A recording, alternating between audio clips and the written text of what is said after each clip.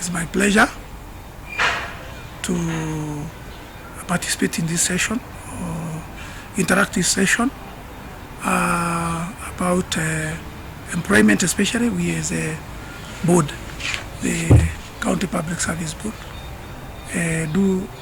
one of our core functions is recruitment. But in the first instance, I want to introduce myself. I'm William Gatehi. I'm the chairman of the Nyandarua County Public Service Board. So most of the answers I'll be giving to the very many concerns from Nyandarua, I'll be doing that on behalf of the board. I know a lot of questions have come. First of all, I want to thank you, Jesse Masai, and your colleague for coming to interview me on the issues that have emerged, and especially arising from the recent advertisement for the very many positions. Actually, we have advertised for over 620 vacancies in the various departments, which we are calling critical positions or gaps, which we need to address as a board to ensure that the departments are beefed up in terms of work, or the staff and workforce, so that Nyandarua is able to enjoy the services of the county. You know, it has not been easy for the current government to operate without enough staff. More or less, some departments operate with the skeleton staff. But I can rest assure you, at the end of this exercise, every department will be good to go. And I think for the interest of time, we can start by responding to the various questions that have come through Facebook, Twitter, from the various people from Nyandarua, the Wajikos, who are mainly the stakeholders in this government. I can see an issue around ECD, employment of ECD teachers, whether they will be on permanent and pensionable terms. And the answer is no. We are actually, as a board, encouraging every department to develop a scheme of service, and the Department of Education, Arts and Social Services will also be looking into coming up with a scheme of service. But we intend to hire them on contract terms, 3-year renewable terms. And once the scheme of service is in place, then we can transit to permanent and pensionable, what we call the PNP. This concern was from from somebody Wamase Kim. We thank you, Wamase Kim. That probably is the answer I can give for that. There is a lot of concern, and Same Wawero, thank you for your question as to whether the board can recruit without corruption. And we want to assure you that my board, which was incepted or sworn in October last year, we are 1 year in office, has never embraced corruption. We are a strong believer in professionalism. We work always above board. Our work, not just recruitment, is always informed with the highest standard of integrity. We aspire to highest standard of integrity and professionalism, and therefore corruption is not a vocabulary for our board. We always recruit without any bias, and we give everyone equal chances. Our recruitment is also guided by the law, where we are called upon by the Constitution to adhere to certain tenets. We always are advised, and we actually do pay special regard to people living with disability, gender balance, marginalized communities and marginalized wards. We also look into issues to do with the issues of of affirmative action. So we are also called upon to address issues of diversity, where we are advised to more or less try and recruit 30% from outside the county. So 70% from within the county, 30% from without the county. But sometimes you find that we are not able to get that 30%, so we can more or less say that we give more first priority to Nyandarua community, our people in Nyandarua. But that notwithstanding, the National Cohesion Integration Commission, NCIC, always look into every recruitment we do to see whether we looked outside the county, which is a requirement of the law. Having said that, I see another concern about internship from Mark Bernard Chege Masharia, where he's wondering why the internship has not rolled out. Just to rest assure you that we actually the advertisement had a deadline of 10th of January this year. But before we could roll them out, COVID-19 struck.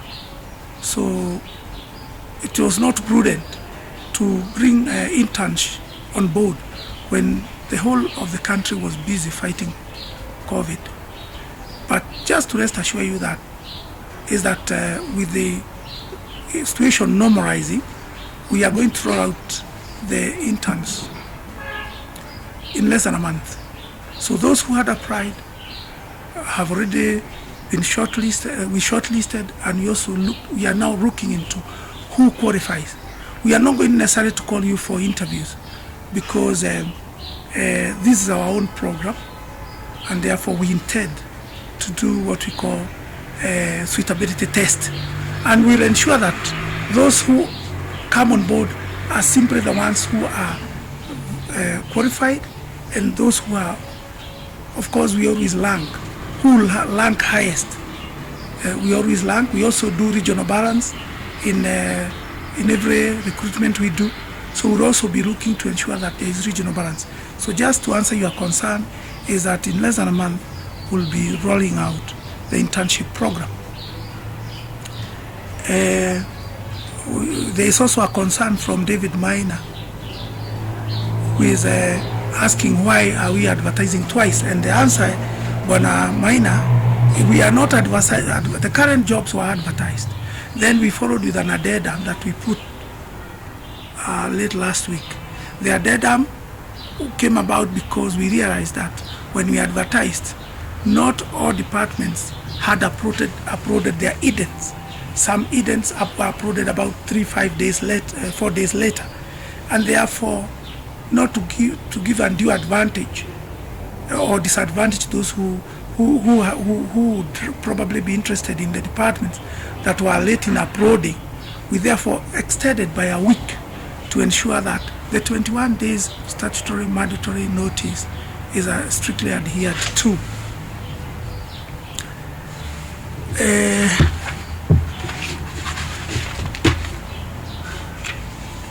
Someone is asking about detailed job descriptions. That is JDEX John. You are asking why or whether we have given detailed job descriptions of the various vacancies. The answer is yes. We have actually on the newspaper, the board just advertised for the number of positions that are vacant in various departments. But in the same advert, you are being you are being guided to a link on the website. You are being asked to visit our website, and when you visit Nyandarua website, our website, the one that is referred to in the advert, you will get all the details and job descriptions of all the advertised vacancies, including the requirements for each job, the qualifications for each job, and the duties and responsibilities on each job. So that, Bwana JDEX John, we have done. You just have to visit the website as guided in the advert. And I think the concern from Samuel Gatimo was more or less the same, that he saw the deadline being extended to 28th on the Standard newspaper. Yes, and I've already outlined the reason why we did that.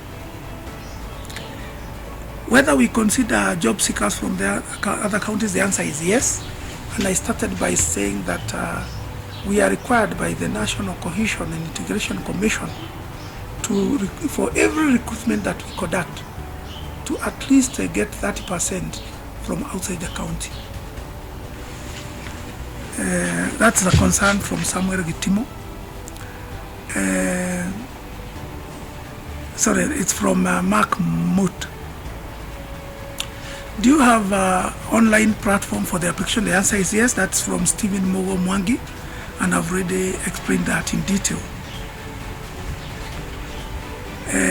Can someone apply through scanning and attaching the documents via the email provided on the application form? The answer is yes. That's from Davidson David. Yes, the answer is yes.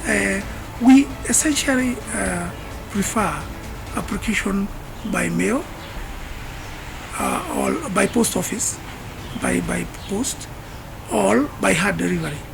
And that becomes, and especially hard delivery, because when you come, you go to visit our office, and those of you who have visited are already aware, is that you'll be given a number.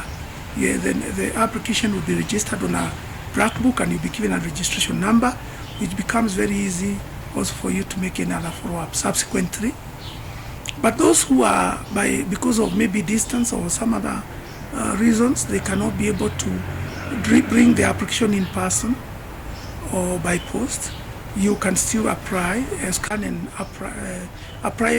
and attach all your documents. And of course, our email address is also available in our website.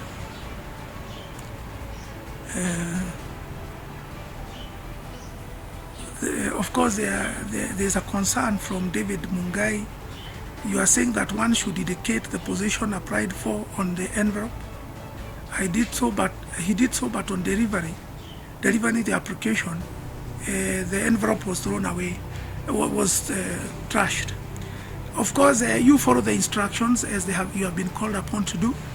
I don't think anyone would throw the envelope before they take the details on it. So that was from David Mungai. Can someone drop the application on Saturday? That is from Daniel Bao. As you all know, the government official working days are Monday till Friday. So if you are not able to drop by Friday, you still have Monday the following week to drop. So let us observe the official working days and working hours of the government. Of course, that was a concern from Daniel Bao.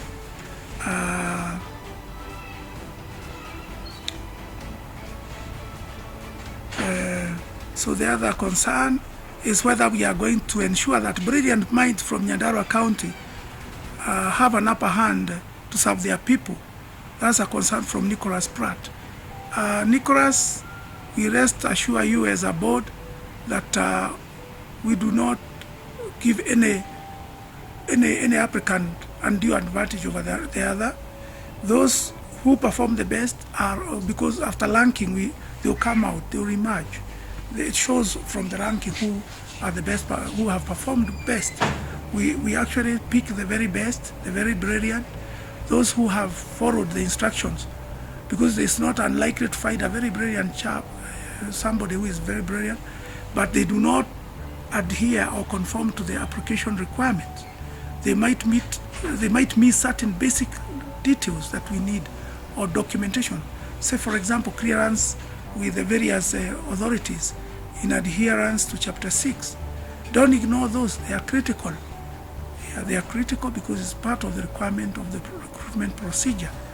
Therefore, those who will outperform others, and so long as it doesn't matter even from outside of Nyandarua County, we do not disadvantage anyone. We pick simply the best. Someone, James Washira, claims that after dropping his application on Monday, he heard that the board had already met, shortlisted, and selected the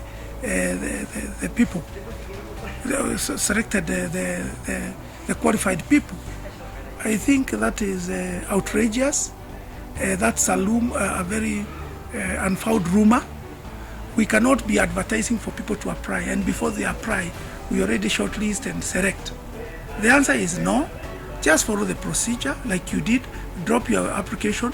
The shortlisting will be done, and of course, we are a strong believer in transparency. We'll actually be posting on the website all the people who will qualify, who will be shortlisted for the public to see. So we don't do anything behind the scenes. Hope that graduates from Nyandarua County get the opportunity to serve their people. Nyandarua has one of the lowest number of graduates. Simon, I tend to differ that Nyandarua has the lowest number of graduates. You need to back up your lamentation with the statistics. And just like James Washira, we are assuring you that when we recruit, we also are keen as a board to catch the best fish. We give those who do well in the interview cannot be left out. Our criteria of selection is such that we are also looking for simply the best.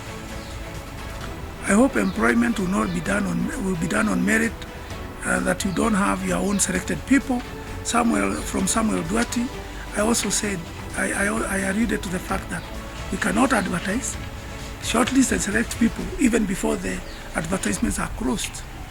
And we don't have our own people. As a board, if we were going to just advertise as a window dressing exercise, then of course the law would catch up with us.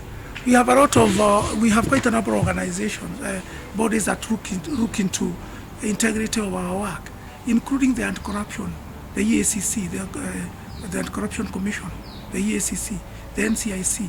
We have quite a number of interested stakeholders who follow to ensure that every recruitment that we undertake, that we aspire to the highest level of integrity. Any element of corruption can also be rooted out very easily, because such bodies like EACC, when they catch up with you, of course they cannot leave you. You'd have to face the rule of the law.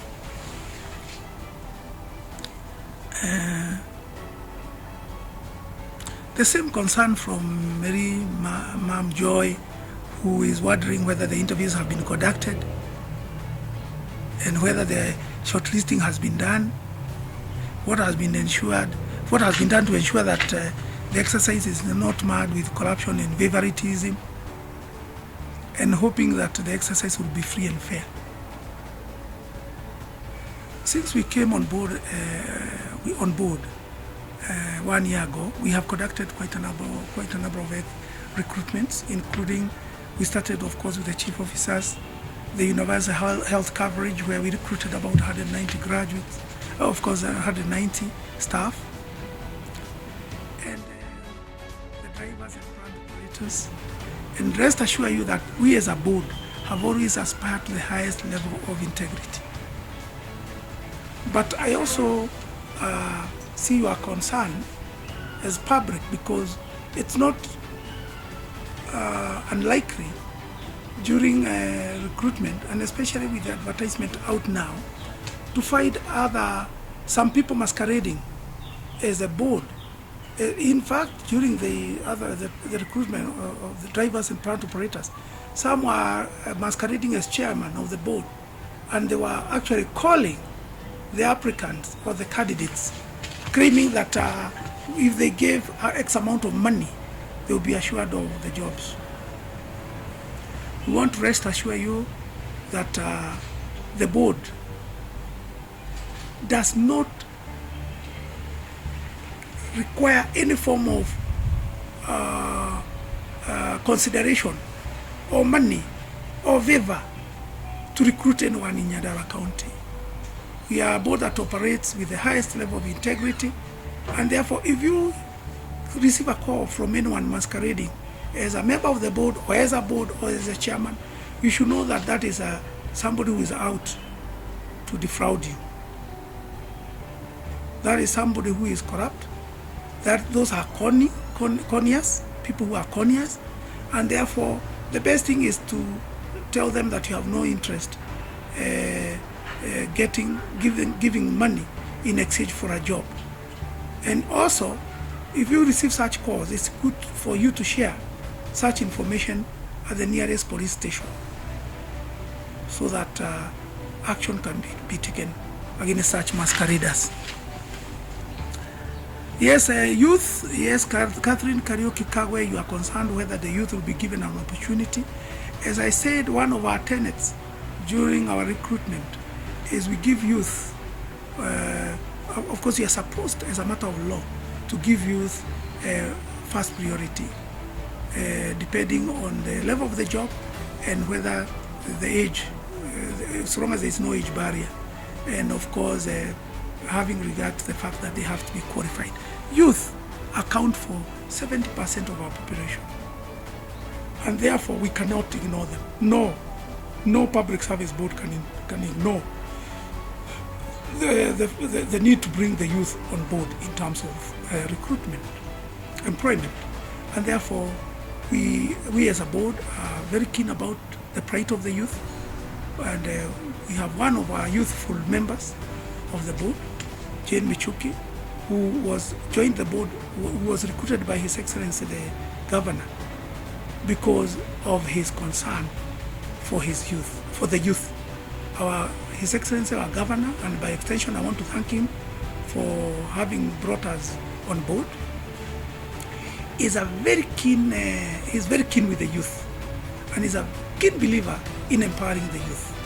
And therefore we as a board, in every recruitment that we conduct, even the upcoming ones, we pay very special regard to the performance of the youth, and where possible we always ensure we give them first priority. Someone is asking, Tabe Mwenda, whether what is being filled at the post and then vacancy number. If you look at every, of course if you visit the website, every job has a vacancy number, and it also has, of course, the post and the department. But you're only asking you to give us the post and the vacancy number. And that information, when you visit the website, is there with the various idents. We hope no corruption this time. Let the best candidate win. This is Steve Minor. Then you are saying then about the clearance certificate such as help. Before we go to clearance certificate, Steve Minor, I have alluded to the fact that there is no corruption. We are zero. We as a board are corruption-free zone in our offices. We as a board, our officers, the secretary, we believe in zero corruption, zero tolerance to corruption. And therefore we want to assure you, don't talk about we hope this time. There was no first time. We as a board have never been involved in any corruption around jobs. So not last time, not this time. We can rest assure you we will not allow anyone inside the board or outside, inward or outward, to engage in any corrupt practices during these interviews and beyond.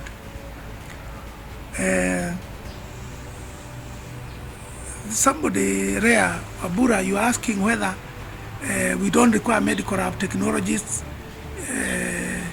Maybe it's because probably you did not see them being advertised. But truth be told, our Department of Health require a lot of lab technologists. But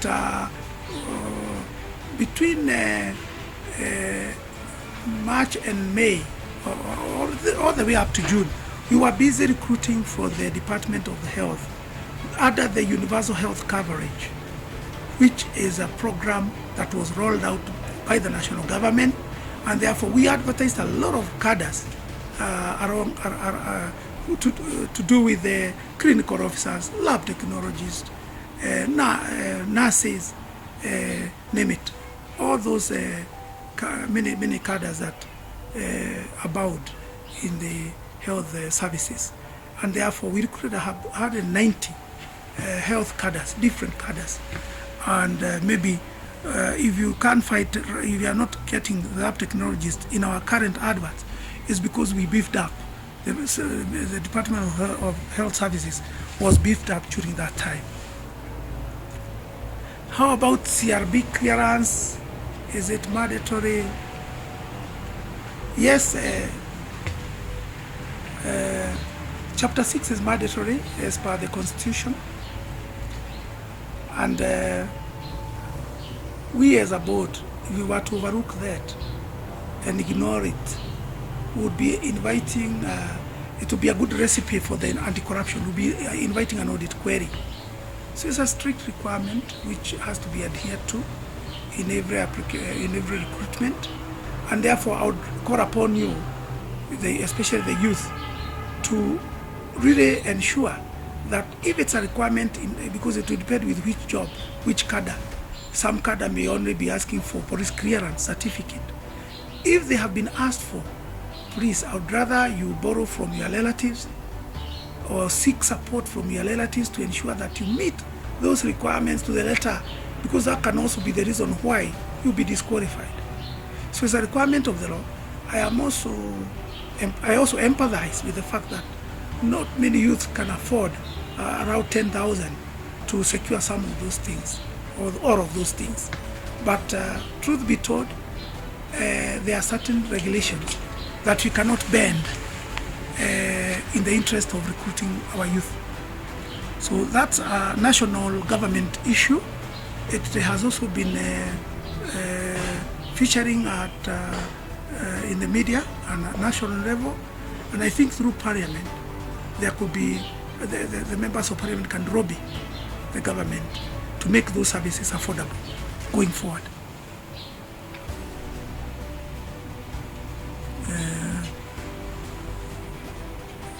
The ECD teachers, yes, their payments, MNK, you are asking, please, you need to do something on ECD teachers payment as it is in other departments. Yeah, I already answered that and said the Department of Education will be coming out with a scheme of service where the plight of the ECD teachers will be addressed, so that we can come up with a scheme where they can progress and their pay can also be improved. But as it were now, they have to do with what there is. I'm aware that those who are currently serving have actually been earning very dismal pay. But the proposal now, and that the budget has provided for, is to pay at least 10,000 shillings. But that's an area that we are very keen as a board to ensure that there's a career progression and better remuneration. There's someone, Muchemi wa Gishoke, reloaded. Thank you, Muchemi. You are asking about the internship and why it has taken so long. And as I alluded to earlier on, in a month's time, the reason why there was that delay is because of the COVID-19. We could not have ushered in the interns when the country was grappled with a huge fight against COVID. And even now the COVID is not over yet. We as Wananchi, me included, we have to ensure that we adhere to the containment measures, including keeping social distance, wearing a mask, just to name but a few, so that we can help to flatten the curve completely, and so that there can be normalcy, so that we can return to our normal days. Of course, we can never completely go back to the normal. That's why we are talking about the new normal, which you and I have a responsibility to ensure that we become each brothers and sisters keeper. Yes, there is also a concern from Paul Mwangi, whether someone can apply if working in another government institution, whether you can apply for the advertised positions. Of course, the answer is yes, but depends on the level, because you can apply because we have two levels of government: the national and the county government levels. And therefore, there is a way, the experience you'll be bringing from the national government, there is a way that it will count in the county government. Okay? And therefore, working in another government institution especially does not bar you from applying. That's from Pormwangi. Kari J. Kabudia, you made an application, that's what you are saying, for a nursing job via the email, County Public Service Board email, and you hope that it will be considered, read and considered. Yes, indeed, the most common mode of application that we preferred was by post or by hard delivery. But if you chose to email, we'll still ensure that your application is processed. Somebody is Mwangi from Gatehi Ward. You are still asking about the ECD teachers and their terms, whether they are permanent, and I alluded to the fact that there will be contract terms, and of course 3 years renewable, and therefore we are working on the scheme of service, which will then inform how they progress going forward. I can see a question from James from Nyaitoga village. Criteria to be used in employing people, because your village has, which criteria do you use in employing people? Because in my village, no one works in the county, yet they possess all the documentations. Let's assure James that, as I alluded earlier to the fact that we do not, we always employ people on merit, and please find out whether the people from your village are applying, because unless people apply and they qualify, you cannot be able to ensure regional balance. And I can see James Washira again. You are still wondering what the board is going to ensure that there are no specific, the advertisements have not been done to favor a specific candidate. That I can rest assure you. Our advertisements are standard, and the job descriptions are also standard, and they conform to the law. So there is no advertisement that has been done with a candidate in mind.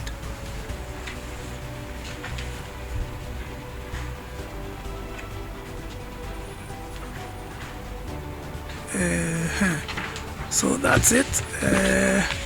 I see a concern from Evans Masharia about the youth and unemployment in the county, and I had alluded to the fact that our governor, His Excellency Governor Francis Kimemia, is a very, very keen supporter of the youth agenda, and we as a board resonate to the fact that youth are critical in employment, in the workforce. And as I said, even at a national level, they account for 70% of the population. So they are the future. They are really the face and the future of our country. Of course, there is a concern from Washira again that some people retire, some people are retirees, continue to work beyond retirement, and they continue to enjoy benefits when the youth are out there without employment. But just to let you know that there are some positions that command a level of experience, and especially experience and skills which the youth may not measure to. So as and when people reach the retirement age, we as a board are keen to ensure that they exit service through attrition. But because of, even at national government, there are people who retire, but they are recalled because of their expertise. They possess an expertise or experience which the youth may not be able to provide. And therefore, we don't think that there are people who have retired or who have reached their retirement age, and we are keen as a government to continue holding them at the expense of the youth. That's not our county. We cannot allow that to happen as a board, because we know that the youth are very keen to join the service.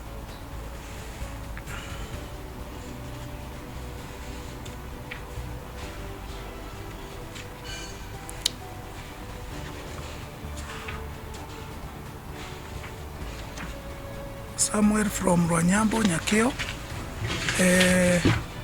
you are saying that you have been applying for jobs without success, and my encouragement to you is